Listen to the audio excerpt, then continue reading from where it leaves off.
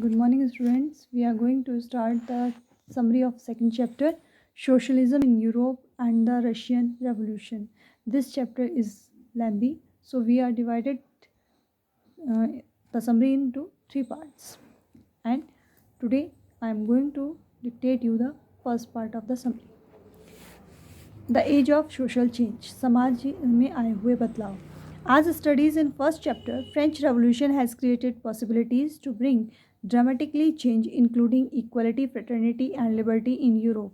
जैसा कि हमने पहले चैप्टर में पढ़ा था कि जो समाज में बदलाव आए, पॉसिबिलिटीज़ थी जिनकी, जो बदलाव आए थे वो नाटकीय रूप से आए थे. समाज में जो आज़ादी मिली थी लोगों को या समानता के अधिकार मिले थे वो नाटकीय रूप से मिले थे. However, not everyone was in favor of these changes of society. Responses varied from those who wants complete change or wishes for gradual shift or wanted to restructure society. These variations gave rise to liberals, radicals and conservatives. हालांकि हर कोई इन बदलाव के पक्ष में नहीं था और जो रेस्पॉन्स थे वो अलग अलग लोगों से अलग अलग तरह के आ रहे थे. तो इसके आधार पर जो व्यक्तियों की सोच थी वो तीन लोगों में बट गई, लिबरल्स, रेडियल्स और कंजर्वेटिव. सबसे पहले हम लिबरल्स के बारे में जानेंगे. लिबरल्स होते हैं उदारवादी लोग. They wanted a nation which can respect and tolerate all religion. They opposed uncontrolled power of dynastic rulers. They wanted an elected parliamentary government and safeguard the rights of individual against government. They were not Democrats. They were not in favor of universal adult franchise and felt men of property should have right to vote but not for women. इन लोगों की सोच ये थी कि एक राष्ट्र को ऐसा होना चाहिए जो सभी धर्मों का समान रूप से सम्मान कर सके और साथ ही साथ वो चाहते थे कि वंशवादी जो शासन है वो ख़त्म हो जाए और उसकी जगह पर चुनी हुई सरकार आए और वो लोगों को जो सरकार के खिलाफ उनके अधिकार हैं उनसे वंचित ना करें. वो लोग डेमोक्रेट्स नहीं थे, यानी कि प्रजातांत्रिक नहीं थे. वो लोग यूनिवर्सल अडल्ट फ्रेंचाइजी की बात को नहीं मानते थे. उनका मानना था कि आदमियों को ही वोट देने का अधिकार है, औरतों को नहीं. रेडिकल्स यानी कि उग्रवादी लोग. They wanted a nation in which government is based on majority of existence or private property but don't want concentrations of people in few hands.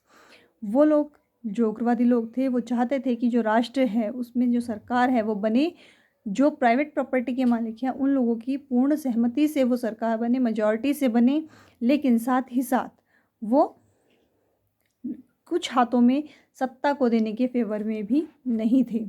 Conservatives. They wanted a nation which they resist change, but later by 19th century they opened their mind to need for change. They also wanted to respect past and brought changes through slow process. ये वो लोग थे conservatives यानी कि अपरिवर्तनशील, जो अपरिवर्तनवादी थे, जो बदलाव नहीं चाहते थे वैसे तो, लेकिन धीरे धीरे 19वीं शताब्दी तक आते आते इनकी सोच में थोड़ा बदलाव आने लगा. उसके बाद ये जो बीता हुआ समय था, जो इनकी बीती हुई संस्कृति थी उसको संभाल के रखना चाहते थे, साथ ही साथ समाज में धीरे धीरे बदलाव भी चाहते थे. Industrialization and social change. New cities of industrialized regions developed. Railways expanded. Men and women and children brought to factories. जब इंडस्ट्रियलाइजेशन हुआ तो वहाँ पर जहाँ जहाँ इंडस्ट्री लगी वहाँ पर नए शहर बसे. औरतें, आदमी, बच्चे, इन सबको फैक्ट्रियों में काम करने के लिए लाया गया. Liberals and radical searches solution for housing, sanitation and unemployment issues. जो रेडिकल्स और लिबरल्स थे उन लोगों ने जो समस्याएं थी उनका समाधान खोजने की कोशिश की, जैसे कि रहन सहन, सैनिटेशन और जो बेरोज़गारी की समस्या थी उसके बारे में उन्होंने उन समस्याओं का समाधान खोजने की कोशिश की. Socialism in Europe. Society in Europe were against private property. जो सोशलिस्ट थे वो यूरोप के वो प्राइवेट प्रॉपर्टी के अगेंस्ट थे. इसके दो कारण थे. एक, वो नहीं कि उनका कहना था कि जो प्रॉपर्टी, जिनके पास प्रॉपर्टी होती है और वो जो एम्प्लॉयमेंट देते हैं वो केवल अपना फ़ायदा देखते हैं, दूसरे का या मज़दूर का फ़ायदा नहीं देखते हैं. इसके अलावा कुछ जो सोशलाइजेशन वाले थे, कुछ जो सामाजिक लोग थे वो विश्वास करते थे कि जो काम है वो कोऑपरेटिव रूप से होना चाहिए, यानी कि सामूहिक समानता के आधार पर होना चाहिए और सरकार उस सामूहिक काम को आगे बढ़ाने के लिए सहयोग देनी चाहिए। Karl Marx and Friedrich Engels added other ideas. Marx argued that industrial society was capitalist, who aimed capital invested in factories and profit was produced by worker. जो कार्ल मार्क्स और फ्रेडरिक एंगल्स हुए, उन्होंने अपने कुछ अन्य विचार उसमें जोड़े थे। जैसे कि मार्क्स का कहना था कि जो इंडस्ट्रियलाइज्ड लोग हैं वो केवल पूंजीवादी लोग हैं, यानी कि वो किसी फैक्ट्री में अगर पैसा लगाते हैं तो वो चाहते हैं कि उससे ज़्यादा उनको मिल जाए। Marks believe that a socialist society wood free the workers from capitalism, it would be a communist society. उनका मानना ये था मार्क्स का कि जो सोशलिस्ट सोसाइटी है कि वो वर्कर्स को आज़ाद छोड़ दें और जो कैपिटलिस्ट है, जो पूंजीवादी लोग हैं, वो एक साम्यवादी जो सोसाइटी है, समाज है, उसको बनाएं, यानी कि सभी के सहयोग को लेते हुए एक नए समाज का निर्माण होना चाहिए। Russian revolution, fall of monarchy in 1917 and events of October normally called the Russian Revolution. Tsar Nicholas ruled Russia in 1914.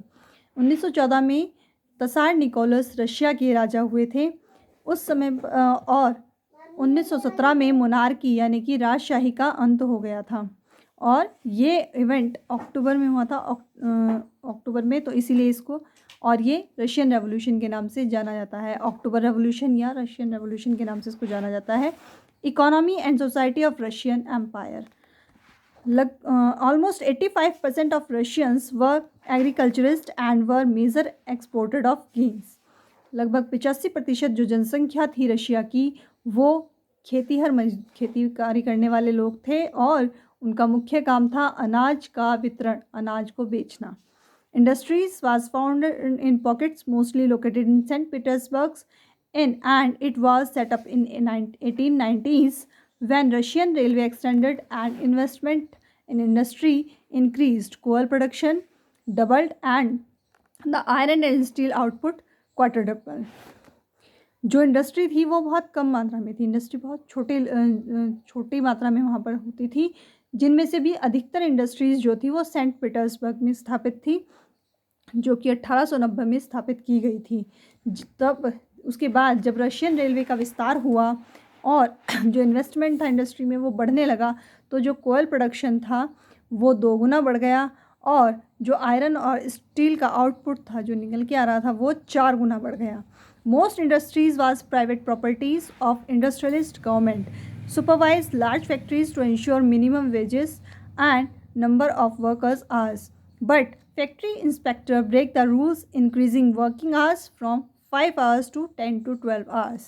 अधिकतर जो इंडस्ट्रीज़ थी वो प्राइवेट प्रॉपर्टी थी और जो इंडस्ट्रियलिस्ट गवर्नमेंट थी वो उन पर नज़र रखती थी, जो बड़ी कंपनियां होती थी उन पर नज़र रखती थी, लेकिन फिर भी जो उनके इंस्पेक्टर होते थे वो उस रूल को तोड़ देते थे जो उनको बनाया गया था कि लोगों को न्यूनतम वेतन मिलना चाहिए और उनके जो काम के घंटे हैं वो मात्र 5 घंटे ही होने चाहिए। लेकिन जो इंडस्ट्रियलिस्ट इंस्पेक्टर थे वो इस नियम को तोड़ देते थे और उन्होंने वर्किंग आवर्स 10 से 12 घंटे किए हुए थे।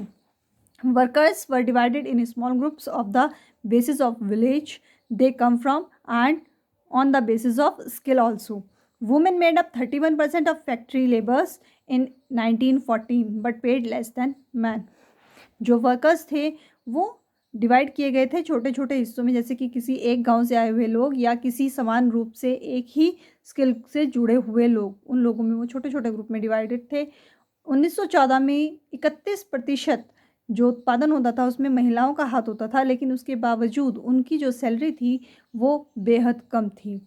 Working population in Russia was differ from other countries in Europe before 1917।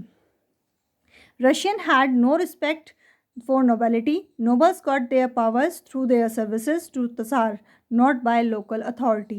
जो रशियन लोग थे वो रिस्पेक्ट नहीं करते थे नोबिलिटी की। नोबिलिटी यानी कि जो राजा के अंडर में लोग काम करते थे, मंत्री वगैरह होते थे, इनकी कोई रिस्पेक्ट वो लोग नहीं करते थे, क्योंकि नोबल्स को जो शक्तियाँ मिली थी वो वहाँ के शासक तशार कहा जाता था वहाँ के शासक को, उन्होंने दी थी और उनको अथॉरिटी लोकल लोगों ने नहीं दी थी।